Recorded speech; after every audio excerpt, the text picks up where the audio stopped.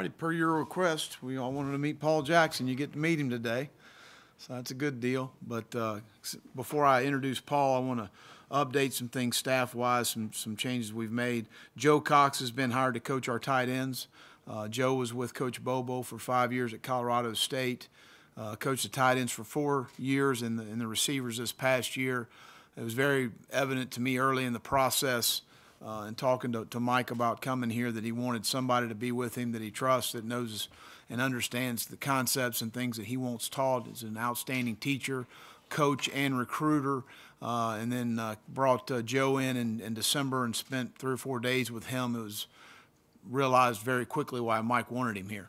And very sharp, has done an outstanding job. I've seen Joe on the road recruiting. He's from Charlotte, played for the great Tommy Knotts at Independence High School. And so Tommy, obviously, I think of the world of Tommy, and he recommended Joe as well. But from the area, has done a really good job recruiting, a really good evaluator, and an outstanding football coach, and he's going to really help our staff. And again, as you know, I went to Auburn in '06, and going in as a coordinator and having the entire staff remain, it's hard. I did it in '08 at Texas. You're the only guy there. You're teaching not just the players but the coaches in a lot of situations, the things that you want being taught. Fundamentally, techniques and such, scheme, and so this certainly is going to help in Mike's transition here. So we welcome Joe and Erica and their daughter Avery here to Columbia, and excited about them. That enables us to move Bobby Bentley to work with Coach Bobo with our quarterbacks. That's Bobby's background. It's a huge advantage for us to have a guy like Bobby on staff that's has coached multiple spots on the offensive side of the ball, and that's his background. So that'll be a good transition for us, and it'll let Mike be more adaptable on the field to be able to move around and do some different things. In order to make this work, you can only have 10 coaches recruit on the off the field and coach on the field. Kyle Krantz will move back to his analyst role for us.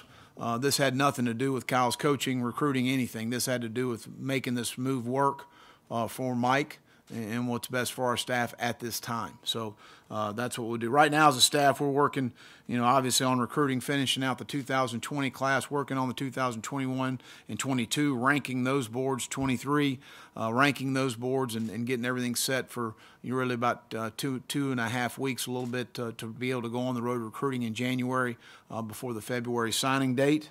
We're also working on the quality control and analytics from our season, going back through to see some things that obviously we need to improve on. But excited about Paul Jackson, his wife Christina, coming here to Columbia.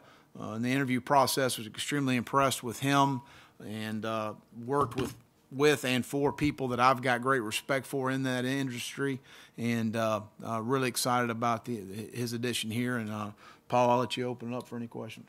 All right, just want to start off definitely thanking Coach Muschamp for the opportunity, saying how fired up me and my wife really are to come to Columbia and be Gamecocks. And it is an unbelievable opportunity. Every day I'm around it. I'm getting more and more excited. You see the facilities, to get to know the coaching staff, to see the way Coach Muschamp is leading the staff with great organization and great passion. I'm just fired up and can't wait to get to work on Monday. Open up for questions. Raise your hand. We'll get a microphone to you, David.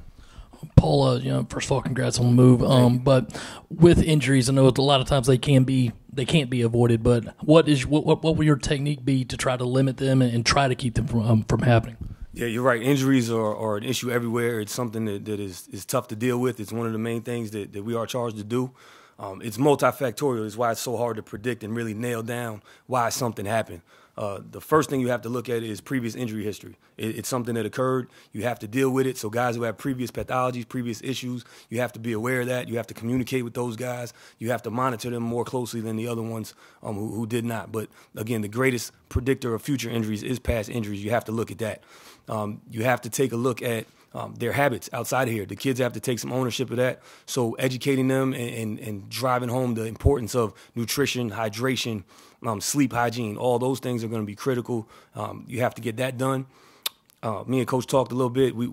I fully believe that you have to have exposure throughout the entire year to high-speed sprinting to help limit some soft tissue injuries. You can't get away from it for extended periods of time and think that you can asked to go redline during the season or at any point, and you haven't been prepared for that. So having micro doses of that all throughout the year are going to be big. Also utilizing the catapult and the monitoring systems that we have, coming up with some new ideas and looking at the acute to chronic ratio of loading and stressors, being able to really maybe bring some new ideas to that, I think are things we're going to do to try to help. What exactly was sort of the timeline and the process that kind of, for sort of both of you, that kind of brought Coach Jackson here?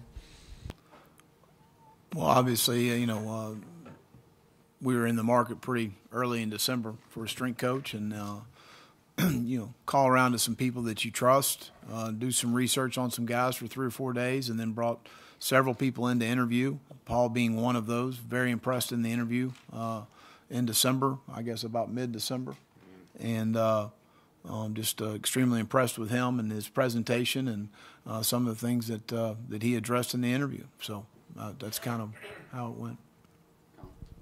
Paul, Will kind of touched on your sprint work being something that really impressed him in the interview process. Can you just kind of elaborate on that? You already touched on it a little bit, but just when you talk about that, what is sprint work and how do you kind of approach it? Gotcha. So when most people who don't have track and field backgrounds, they look at running, they think running is all the same. And you've got to differentiate between sprinting and running. So when you're conditioning or you're doing anything, say, under 90% of your absolute best that you could do for whatever reason. If it's because of fatigue, it's because we did 20 reps, it's because your effort. If for any reason you're running less than, say, 90% of your absolute best, and when you're looking at velocity, you're thinking in terms of meters per second for whatever distance you're looking at, right? So that's not going to be sprinting. You're not going to be able to get faster running at those sub-max velocities, and you're also not stressing the tissues the same way you will when you do run above those velocities. So you have to recognize that first. I was able to work at a place called the Parisi Speed School back in early 2000s when they were really doing some high-level stuff, combine prep, and it was a blessing. It's a lucky opportunity that I got to work there where we got to focus on that. A lot of strength coaches, we come up in the weight room, we come up playing football, and you just know that. You don't really get the exposure unless you had a track background. So I was able to get that and learn how to program, learn the importance of it. The other thing is that as football coaches, as sport coaches become more knowledgeable, a lot of times as a strength coach, you're just trying to not make the sport coach happy, but they want to see certain things. And as their knowledge goes, and you may see a sprint workout, which is it's got to be a quality-based type of workout.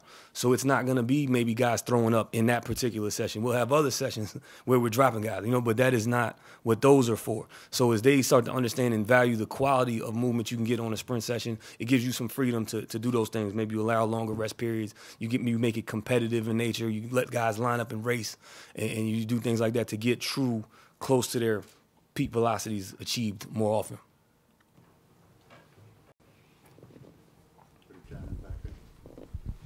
Coach Jackson, obviously the weight room over there is brand new, but is there anything over there that you need that you don't have that you want to emphasize more, or do you feel like everything's in good shape over there with what you like to do? Well, it's a big, beautiful room. It's the best looking room I've seen. It was just the windows and the size of it and the layout. There's some minor things just specific to your program, that we're working through right now. This week I've been going through our whole entire program with the staff, the interns and everything, and checking off what we don't have. Some small stuff. There's some little hurdles, blocks, just minor things that we have to get. But they got plenty of barbells, plenty of dumbbells, plenty of weights, and that's where the work's going to get done. Coach Jackson, how do you kind of approach the non weight and speed element, the sort of personal element of being kind of a strength coach, that role on a staff, and what is the process like in the last month, sort of getting on the same page with Coach Muschamp and sort of his vision for what a strength coach kind of does on that front? Right. So we do spend a ton of time with the guys. We also have a different relationship with the players than the coaches do. We didn't recruit them. I don't determine their playing time necessarily. So there is an opportunity for those relationships to be different. First and foremost, I have to be able to echo Coach Muschamp's vision. So we have to be on the same page with that. During the interview process, he had to be comfortable with me, and I had to make sure that I believe in what he's talking about, because I'm going to have to relay that to the kids every single day when I'm around them.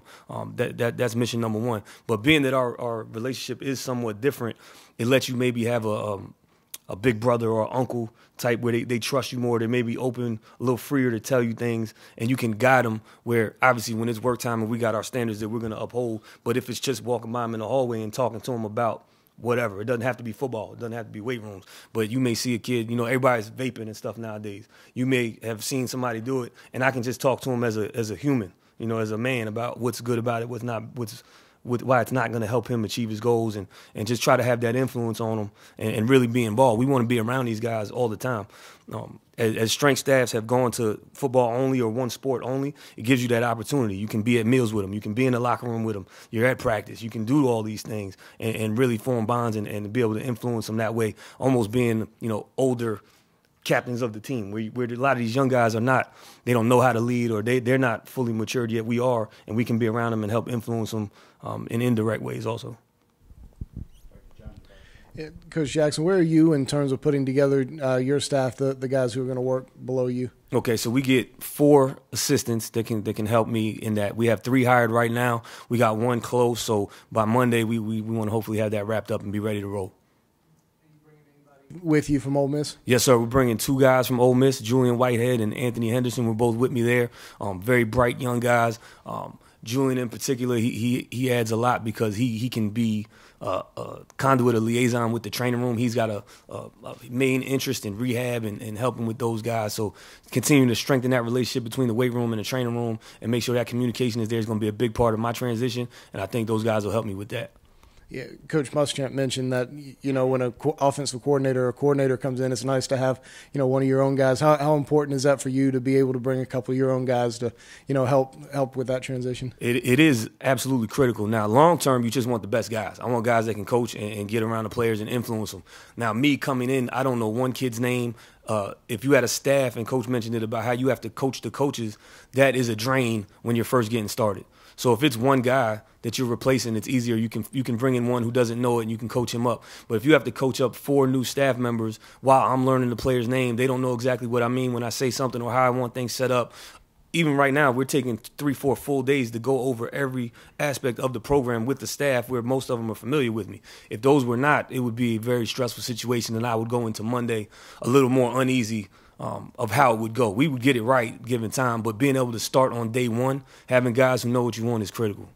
Is the third guy somebody that you're retaining from here, or can you? No, actually, we were going to retain guys from here. They got other opportunities, decided to move on. But the third guy is a guy I tried to hire at several different times in my career, going back to when I was an assistant at LSU, and then he kept getting different jobs. So he's a guy I'm excited to finally get to work with. We've been in touch. I've known him for 10 years, and excited to have him. His name's Scott Salwasser. He was most recently the head strength coach at Texas State.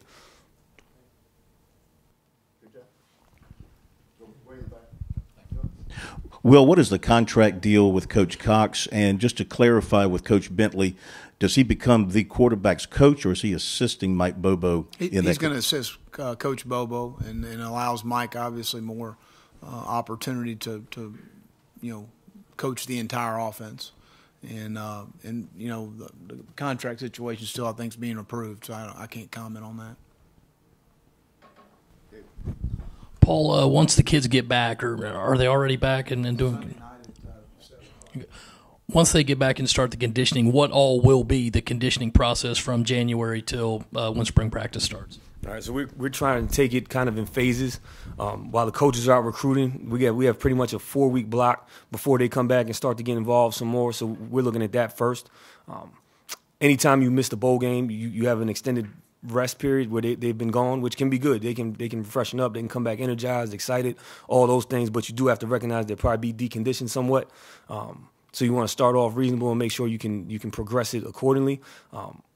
We'll train 4 days a week. 2 days will be those speed days we talked about, and 2 days will be more traditional conditioning days, and we progress the 2 days opposite. So our speed work will go from short to long, where you're working with shorter sprints, less volume, and eventually doing longer sprints. The conditioning does just the opposite. You start with longer, less intense, and by intense I mean it's hard work, but it's less meters per second. Slower might be a better word. So longer, slower, and then those start to get shorter faster. So as you get closer to football, those 2 days start to look more similar. So now your conditioning sessions they're running fast on those days as well as they are on the other days, and you're just progressing it that way, trying to get them ready. You also have to start to introduce more changes of direction, more cutting, because you don't want them to go into football. You've just been doing straight line running. So some of our conditioning days will transition from straight line into multiple changes of direction, be it gassers or be it shuttle type conditioning sessions. Coach Jackson, you mentioned the people that you're bringing in and kind of what you envision your staff being. What's your previous experience with food and nutrition staffs, and what do you see going forward, your working relationship with Kristen Coggins and her staff, and how closely you all work together? Yeah, I value nutritionists greatly. All these areas of people that are experts in their field. If you're at a smaller school where you don't have the resources and you have to try to be the expert in everything, it's very, very difficult. You may grow as a coach and learn a lot, but having resources available to you where you don't have to be, I can just support her, and me and my staff can support her in her vision and what she wants to do.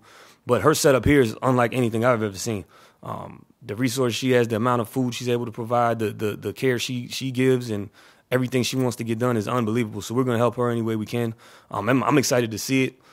I've never been anywhere that offers this much nutritional support as far as food to the kids. Just, Will, two things. Do you anticipate any more staff changes moving forward? Not this time. And with Joe, what kind of jumped out to you about his recruiting prowess, and have you determined kind of what area he's going to recruit moving forward? Yeah, we've got 10 coaches that recruit the state of South Carolina, and he's one of those areas, and that's really moving through the Rock Hill area. He's from Charlotte. You talk to the coaches in Charlotte that I know extremely well. All had nothing but great things to say about him as far as his relationships with the prospective student athletes, the high school coaches in the area. But we'll end up having 5 coaches in North Carolina, 6 in Georgia, and 6 in Florida. I'd have a hard time telling you where everybody's recruiting right now, but we just finished that on Monday. But again, just very personable, very sharp. Got a great work ethic, all the things you're looking for as far as the intangible qualities are concerned. And obviously, I trust Mike and his judgment. Coach Jackson, I don't know how much recall you have from when South Carolina played at Ole Miss a couple years back, but what do you remember about that team? And were there any specifics that stood out to you from seeing those guys on the other sideline? We lost. Yeah, we lost. And I'm competitive. So worst field in the league, and his guys stayed healthy. That's a good thing.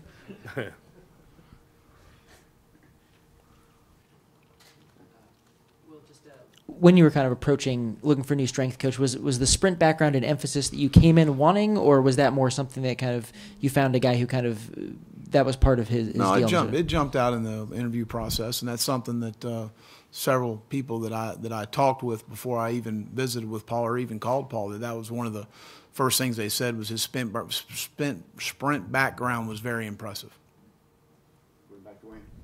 Coach Jackson, if I'm a student athlete and you're working me out, what mottos am I likely to hear on a day-to-day basis? We'll both be looking for a job if that happens. Anything you use to pump people up is no pain, no gain. Is that something people still say? We got a bunch of them. That's not necessarily one. Big thing, I got one I like to say, no days off. Just not that there's literally no days off, but just knowing that everything counts, everything matters. You can't take anything for granted.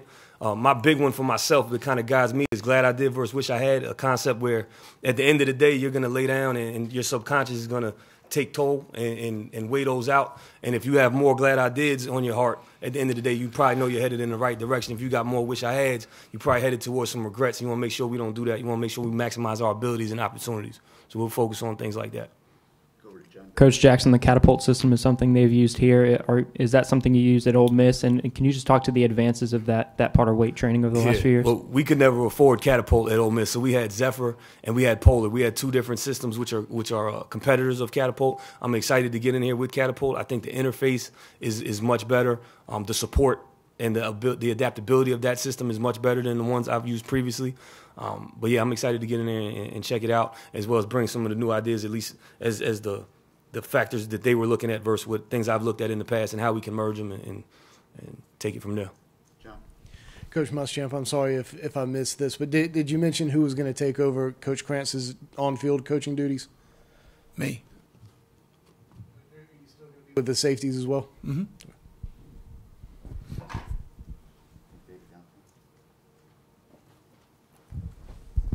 Will, just a couple of housekeeping things. Are you allowed to talk yet about anybody who might have transferred in since recruiting? Okay, and just looking at spring practice, are any guys healthy might be expected to miss the first couple of weeks? Or we're still kind of working through. There's 5 guys. Obviously, Spencer Easton-Riddle and Nick Muse had ACL, so they'll miss spring. Dylan Wanham, in the recruiting process, Dylan's body structure, he had both of his hip bones grow inward. And we knew when we recruited him they were going to eventually have to have surgery. So we went ahead and had hip surgery, so he'll miss spring. J.J. and Barry got cut in our last ball game and had a little bit of an issue with the hip. I don't know that he'll be back for spring. He had the same surgery. And Tyreek Johnson had the same issue that Ortre had, a sublux kneecap. It's a hereditary deal that we went ahead and had the surgery on him. But those 5 are the only ones. Everybody else will be ready to go.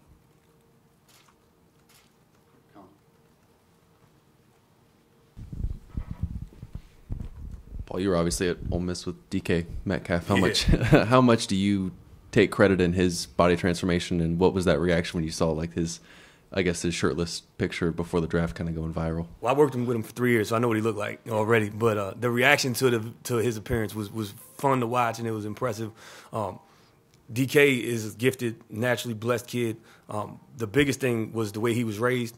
Even if you watch, I don't know if you watched his interview after he had that big playoff game last week. It's yes, ma'am, and very humble, and that's the type of kid he is. From day one, he walked on campus ready to work as hard as it possibly took to make his goals happen. There were no issues with him. He did everything the right way. So we talk about maximizing abilities. He's one of every kid I've worked with in my career, he's one of those guys. He was always great in the weight room. He did have to work to get better at football. There was a bunch of stuff he had to work on, be it releases and several things, and he did that and attacked it, and it's just getting better. So as a kid, obviously what he looks like, he's blessed. He grew through our 3 years and packed on muscle, got faster, all those things. But he walked in gifted. I can't say he didn't. But the type of kid he is and the stories I can tell and use him as a model going forward, I love it.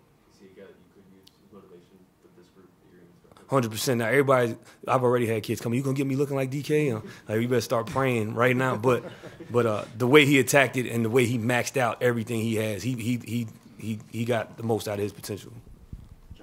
If both of y'all want to touch on this, how closely will y'all work together in terms of practice setup and what happens there in order to minimize injuries as much as possible? Well, John, I think we work very closely and have in the past. As far as you go back and look, when studying the catapult system, we actually were not having enough high effort, what we would classify as Paul said 90, we said 80% this past year of some of our skill guys. We had some soft tissue issues. We needed to have more high effort runs than we were doing at practice. And that's something that we studied this past year after midway through the season, and that was something that we implemented as the season was going on moving forward. But those are all things that through the weight room and our training staff, they're constantly crunching the numbers and giving us the information.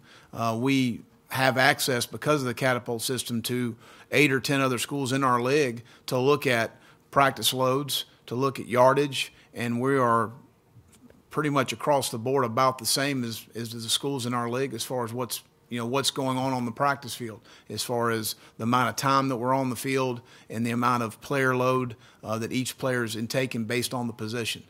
So that's something that's we constantly continue to study, and then obviously if Paul has suggestions of different things that we need to do with different players, because not everybody's the same, and some guys do need more sprint work in order to get themselves ready for practice, and those are things that we always make accommodations for. Is that the main thing, or are there other tweaks that you've come across that you want to use going into sprint? What's that now? Is that the main thing that you've come across, the more sprint work, the more 90% plays? Yeah, that's really we felt more comfortable as we continue to move forward, and those guys were practicing better, and that's really something that we kind of studied as the season was going. The frustrating thing a little bit, especially when you have younger players, you don't have the information for the catapult. You're guessing a little bit with those guys. Now you once you get into a year with a guy, and then you're working into the second year, you've got a better idea of what he can and can't handle as far as those things are concerned. But the injury history is an important part of it as well. One quick follow-up to the spring injuries. I know Muhammad Kaba had a torn ACL during the season. He'll be ready to go? No. Okay. No, I was just talking about the returning players. Will there be any more freshmen? I think Muhammad is the only one. Off the top of my head, they're going through their physicals right now, and everybody's been great. So, but I think Muhammad's the only one. Anything else for you, the coach? Good. All righty. Thank you. Have a great day.